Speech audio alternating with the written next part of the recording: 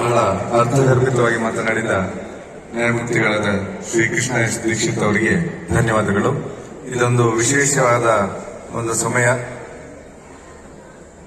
ಧರ್ಮಕರ್ತರಾದ ಶ್ರೀ ಭೀಮೇಶ್ವರ ಜೋಶಿ ಅವರು ಶ್ರೀ ಕ್ಷೇತ್ರ ಅನ್ನಪೂರ್ಣೇಶ್ವರಿ ಅಮ್ಮನವರ ದೇವಸ್ಥಾನ ಇದರಿಂದ ಅಖಿಲ ಕರ್ನಾಟಕ ಬ್ರಾಹ್ಮಣ ಮಹಾಸಭಾಗೆ 5 ಲಕ್ಷಗಳ ಚೆಕ್ಕನ್ನು ನೀಡ್ತಾ ಇದ್ದಾರೆ. ಎಲ್ಲರೂ ಚಪ್ಪಾಳೆಯ ಮೂಲಕ ಇದನ್ನು ಸ್ವಾಗತಿಸಬೇಕು. ಅತ್ಯಂತ ಸಂತಸದ ಸಮಯ.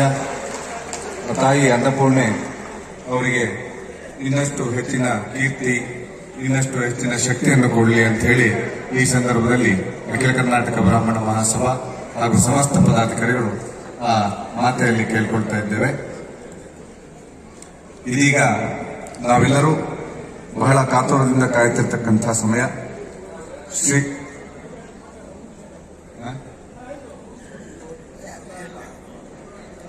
ಗುರುಗಳು ಕರೀತಾ ಇದ್ದಾರೆ.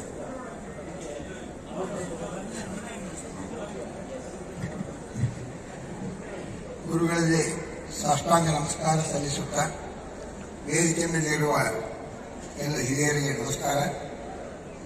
ಈಗ ಇವತ್ತು ಬೆಳಗ್ಗೆ ಶೋಭಾಯಾತ್ರೆ ಕಾರ್ಯಕ್ರಮ ನಡೀತಾ ಇತ್ತು.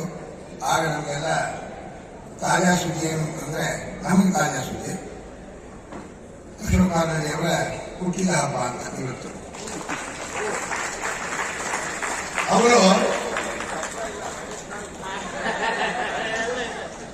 ಅವರೊಂದು ತಮಾಷೆ,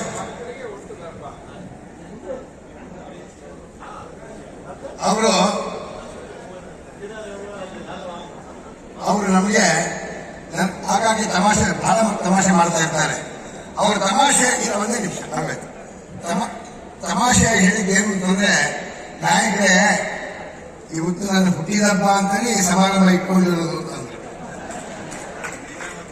ಆಮೇಲೆ ನಾನು ಹೇಳಿದ ಯಾರು ಹೇಳ್ಬೇಡಿ, ಸುಮ್ಮನೆ ಅದೇ ಒಂದು ಇದಾಗತ್ತೆ ಅಂದ್ಬಿಟ್ಟು. ಆದರೆ ಅಖಿಲ ಕರ್ನಾಟಕ ಬ್ರಾಹ್ಮಣ ಮಹಾಸಭೆ ಈ 4 ವರ್ಷಗಳ ಅವಧಿಯಲ್ಲಿ ನಾವುಗಳು ಕಚೇರಿಯನ್ನು ನಿರ್ವಹಿಸ್ತಾ ಇದ್ದೀವಿ. ನಾನು ಖಜಾಂಚಿ, ಶ್ರೀಧರ ಮೂರ್ತಿಗಳು ಕಾರ್ಯದರ್ಶಿಗಳು.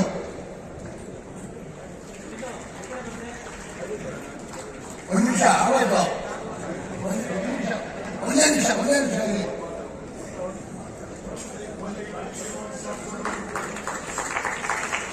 ನಾನು ಬರ್ಬೇಕಿದೆ, ನಾನು ಮಾತಾಡಲಿಲ್ಲ.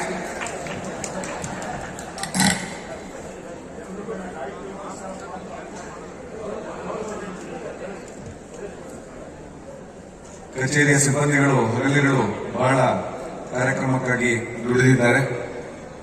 ಎಲ್ರಿಗೂ ಒಳ್ಳೆಯದಾಗಲಿ ಅಂತ ಹೇಳ್ತಾ ಈಗ ಮುಂದಿನ ಕಾರ್ಯಕ್ರಮ ಶ್ರೀ ಆದಿಶಂಕರಾಚಾರ್ಯ ಶಾರದಾ ಲಕ್ಷ್ಮೀ ನರಸಿಂಹಪೀಠ ಶ್ರೀಮಠ ಹರಿಹರಪುರದ ಪೀಠಾಧೀಶರಾದ ಶ್ರೀಮದ್ ಜಗದ್ಗುರು ಶಂಕರಾಚಾರ್ಯ ಪರಮ ಪೂಜ್ಯ ಶ್ರೀ ಶ್ರೀ ಸ್ವಯಂ ಪ್ರಕಾಶ ಸಚ್ಚಿದಾನಂದ ಸರಸ್ವತಿ ಮಹಾಸ್ವಾಮಿಗಳವರು ನಮ್ಮನ್ನು ಉದ್ದೇಶಿಸಿ ಅನುಗ್ರಹ ಸಂದೇಶವನ್ನು ನೀಡಲಿದ್ದಾರೆ.